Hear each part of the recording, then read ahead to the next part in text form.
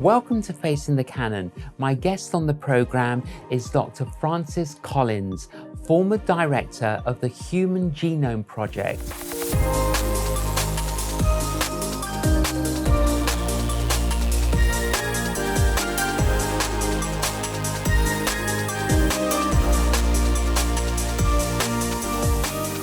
Francis, welcome to Facing the Canon.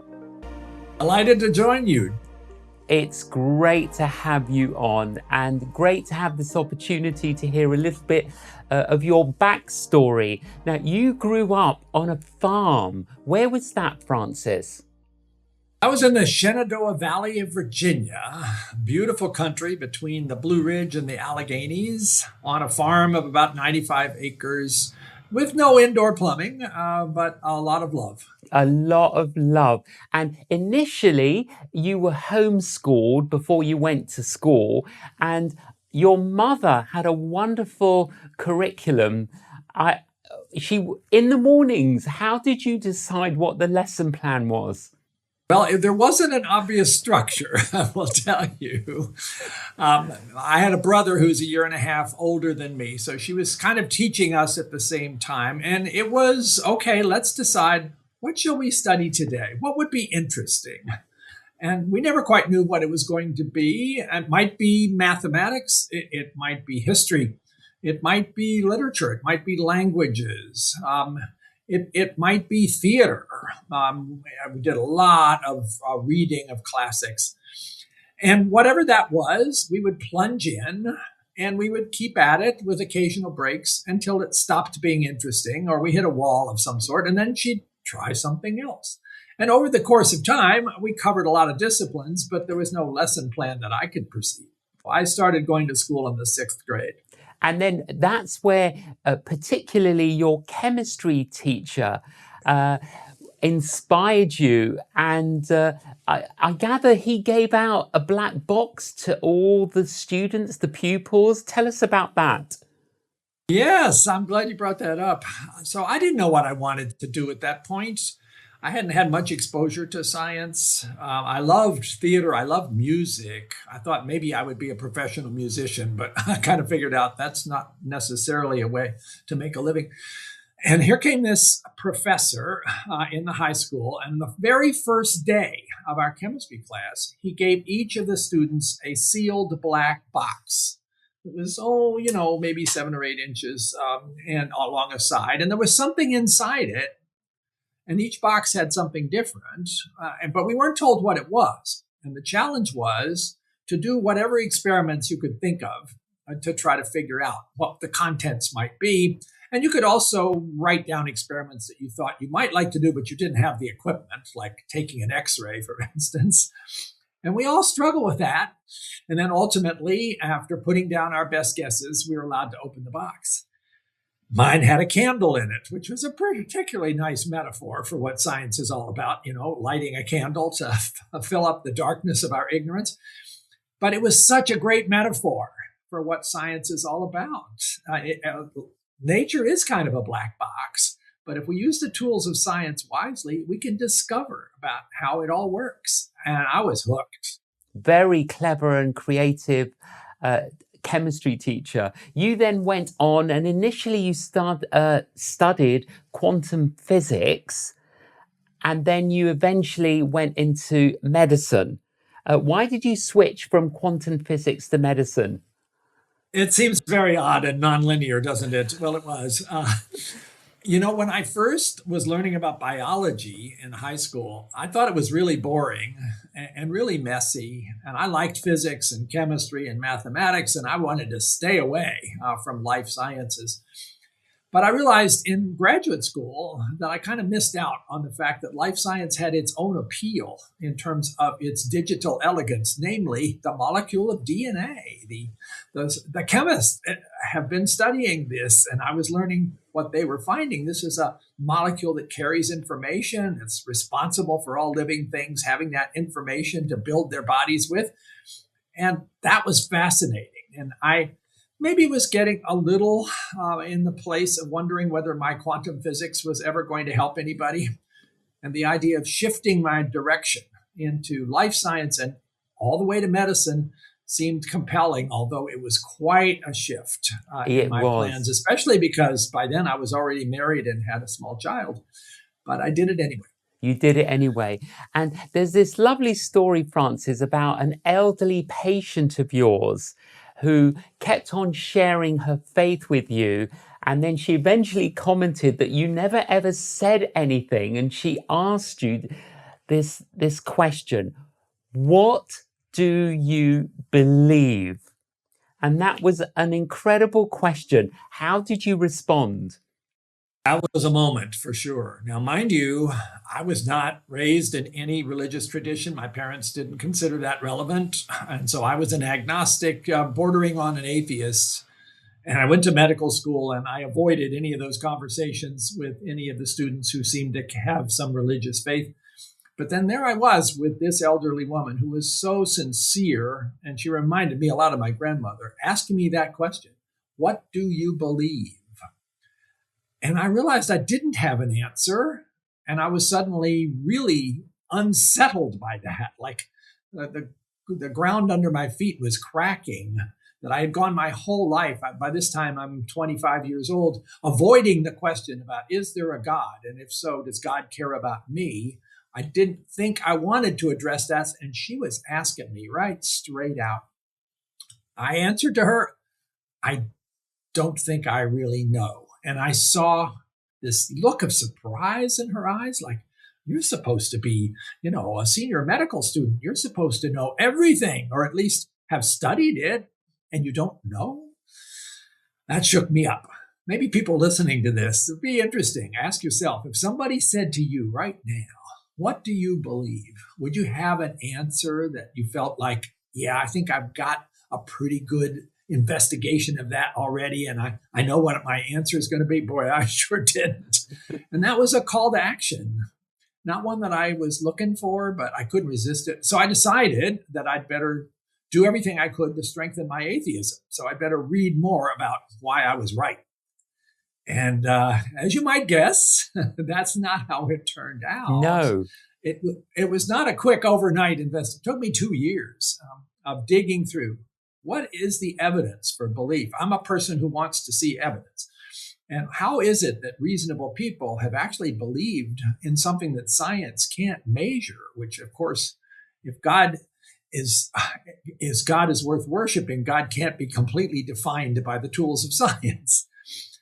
But I discovered there was a lot there. There was the Big Bang. There was my precious mathematics that describes how matter and energy work that make it look like there's a mind behind this universe. There's the fine-tuning of the universe. And then there's something like the moral law, which I read first about reading C.S. Lewis. Yes, you read, was it Mere Christianity and his first question chapter on right and wrong? Yeah, the very first chapter. That's right. Right and wrong is a clue to the meaning of the universe. I was like, what? I never thought about that. And still to this day, I think that's a profoundly insightful and important aspect of our search for God, is our knowledge of right and wrong. Where does that come from? It often asks us to do things that a strict evolutionary perspective would say is against our own ability to propagate our DNA, which is all that evolution really cares about. But all human species that we know about have had this concept of a moral law. Now, mind you, we all have it, and then we break it when we do something that we know isn't quite right. But then what do? We come up with an excuse, which only says we believe in the law, or we wouldn't bother to mount an excuse. I think that's a profound indication of, let's call it a signpost to something outside of a strict materialist interpretation of humanity. And if it is a signpost to God, it is also a signpost to a holy God who wants us also to be holy. And when we're not, recognizing in our own imperfections then that we're perhaps in trouble. And this is where I got to, because ultimately transitioning from agnosticism to maybe deism. I could kind of see, yeah, the argument for the fine tuning of the universe. Einstein would be okay with that. To theism, where, oh, I think God might be interested in me because of the moral law and also because of beauty, which I couldn't explain either. Yeah, the beauty of creation. Oh, yeah. And scientists experience beauty all the time in our own investigations about the natural world. But why are we so inspired by that? That doesn't necessarily make naturalistic sense either. So we've got moral law, we've got beauty, we've got an indication that God cares about beauty and cares about holiness. And then there I was, now sort of a year and a half into this, realizing I'm in trouble because I think there is a God. And I think God is interested in human beings. And God calls me to be somebody who follows the moral law, and I break it regularly. So, what is my relationship with God going to be? It's going to be judgment. That's the only outcome that I can see until I finally understood about the person of Jesus Christ. And having, again, grown up with no background, I thought Jesus was a myth. Thought this was some made up story. I didn't realize the historical evidence for Jesus' life and death and resurrection was so compellingly strong on the basis of witnesses. And then understanding that, finally, those words that I had heard and dismissed about how Jesus died for my sins made total sense. That's what I needed. I needed a way that I could approach the holy, almighty God in my imperfections, and Jesus provided that. That was such a moment of realization. Like, this all makes sense. All this stuff that seems so bizarre, like you're covered with the blood of Jesus. Now, I get it. I get it. And I embrace it. I can no longer resist. And for you, Francis, was there a particular day when you surrendered to this and experienced it personally? Yes, there was. I was pretty close to realizing that I couldn't turn back, but I was still not quite ready for that leap into the unknown because I wasn't sure what that was going to cost me. I was on a hike in a beautiful fall day in the Cascade Mountains, which are in the northwest of the United States. I'd never been there before. The beauty of nature was overwhelming. And there was a particular moment where I turned a corner and encountered this cliff with a frozen waterfall displayed down it, glinting in the sun. The beauty was stunning. And there was just this inevitable sense of, okay, I'm ready. God is really calling me, and my answer's got to be yes now. I was with a friend who had no idea what I was going through. And so I waited until the next morning when I got up early and went outside in this dingy little motel somewhere in the mountains. And I knelt down in the dewy grass that morning as the sun was rising, and I gave my life to Christ. Oh, wow. What a sacred moment in that field. And how did it transform your mind and your heart and your life? In every possible way, and ways that I don't think I really had quite anticipated, that everything now seen through the lens of faith took on new beauty, new sense of meaning and purpose, a new infusion of love, even for the unlovable. I was not necessarily free of being a critical person. I'm still able to fall into that, but it felt a whole lot less like something I needed to do when I had been given this gift of God's love.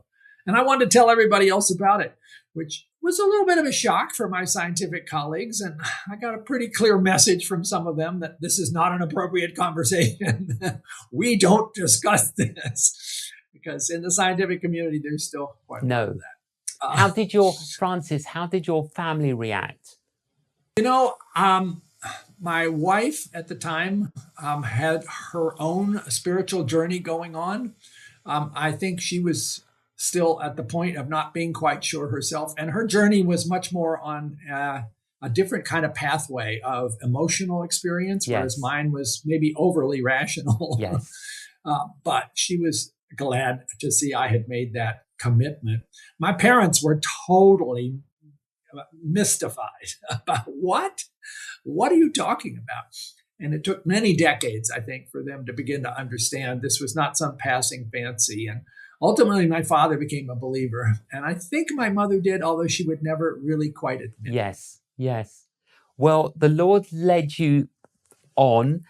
You eventually got into research and genetics. How did that path open up for you? How did you get into that?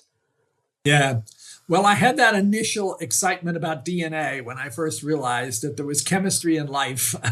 And that obsession, maybe that's the wrong word, but that absolute admiration of the beauty of the DNA molecule and what it means has persisted to this day.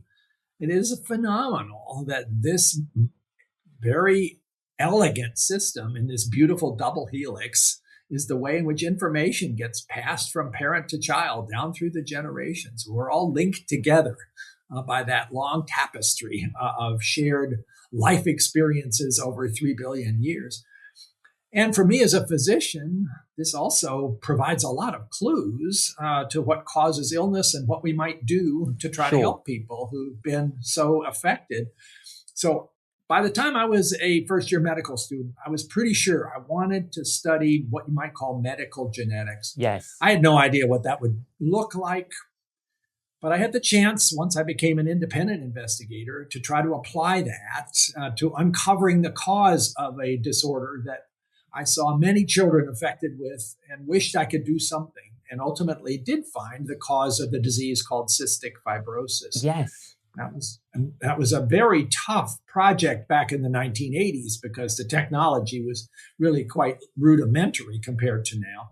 But we did find the answer, and it gives me a great amount of joy. You eventually became the director of the Human Genome Project. What was the Human Genome Project?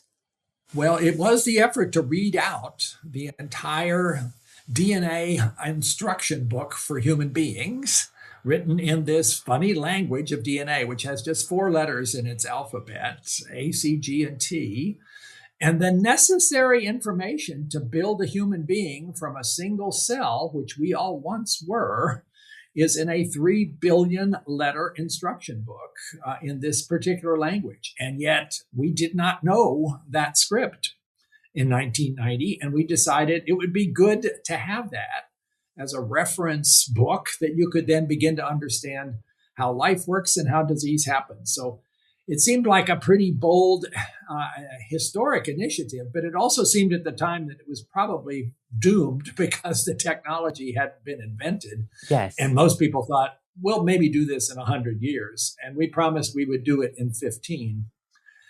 And that was my job. That was your job. Now, Francis, you worked, what did you work with?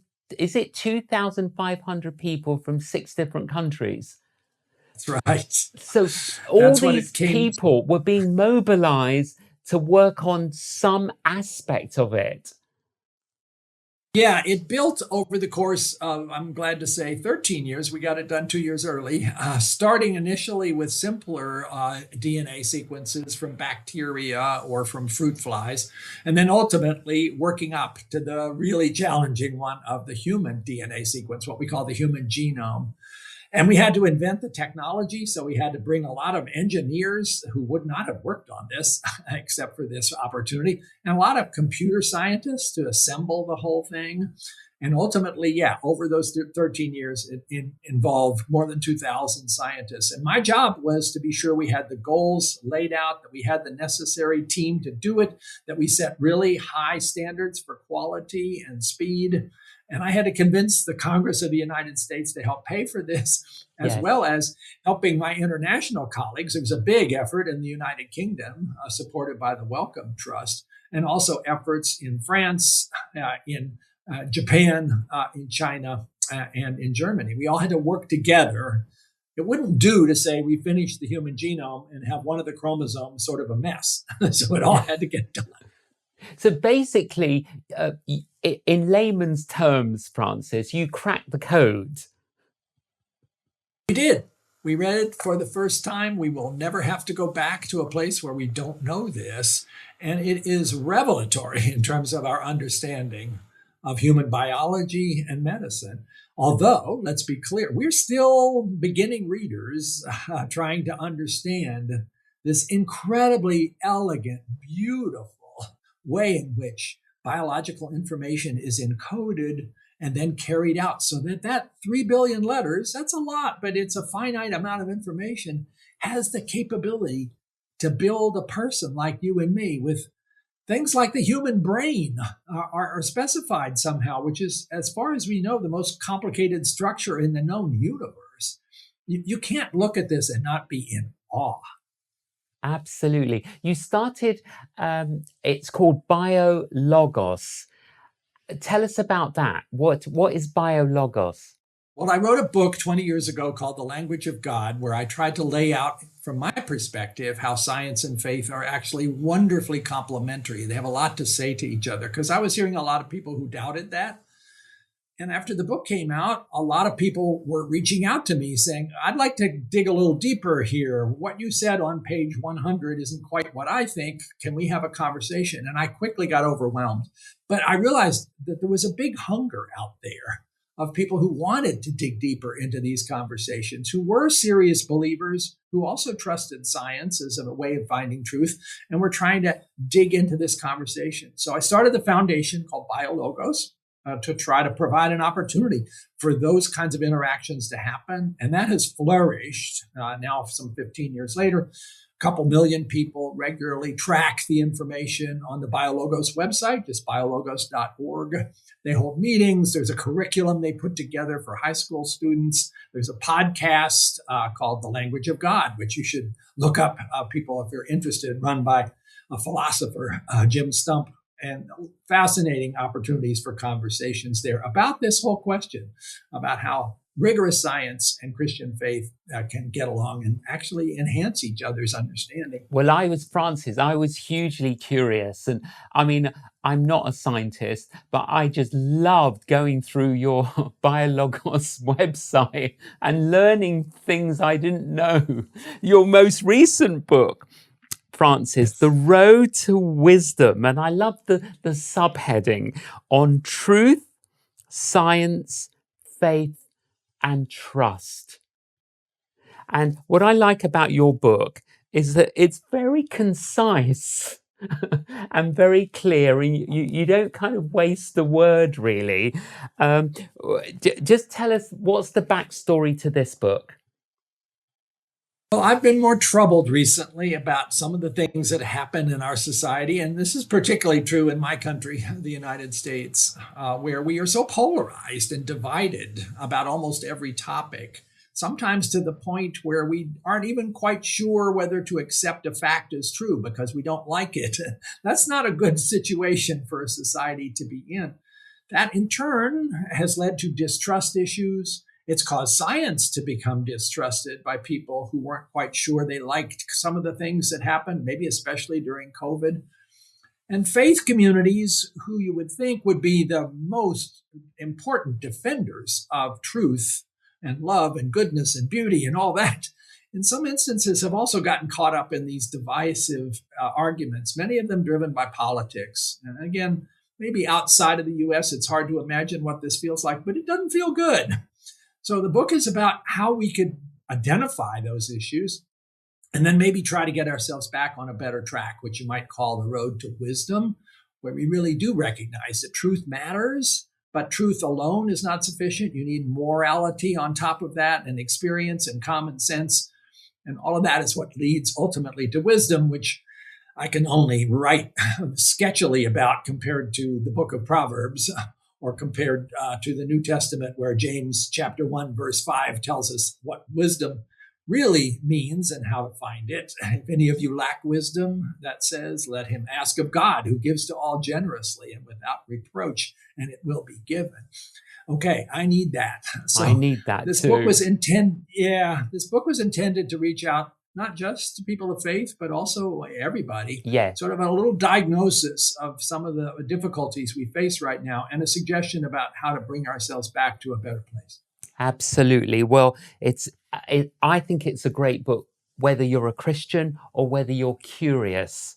And I would encourage anyone who's curious to read this book. You've had an incredible, what we say over this side of the pond, Francis, a CV, your curriculum vitae. Remarkable, really. A doctor, director of the Human Genome Project. You worked under 3 presidents in healthcare. What about the future? What are your hopes for the future, Francis? Well, right now, concerned as I am about the divisiveness in our country and the way in which that seems to have led to a distrust of science and of medicine, I'm trying to do a little bit by starting a new nonprofit, which is collecting really compelling patient stories of lives that have been changed by advances in research that they're willing to put out there for anybody who's interested to try to understand why this is such a remarkable time in terms of advances that I wouldn't have dreamed would have been possible in my lifetime.